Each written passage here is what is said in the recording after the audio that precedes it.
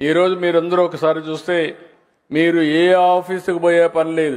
704 సర్వీసులు ప్రభుత్వం ఆన్లైన్లో వాట్సాప్లో మీ అందరికి అందుబాటులో పెట్టాం.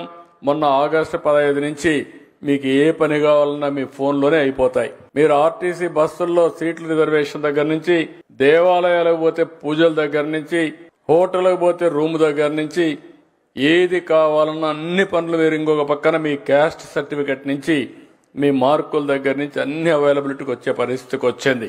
ఇవన్నీ కూడా టెక్నాలజీని మనం కరెక్ట్ గా ఉపయోగించుకుంటే శారీరకంగా పనిచేయాల్సిన అవసరం లేదు.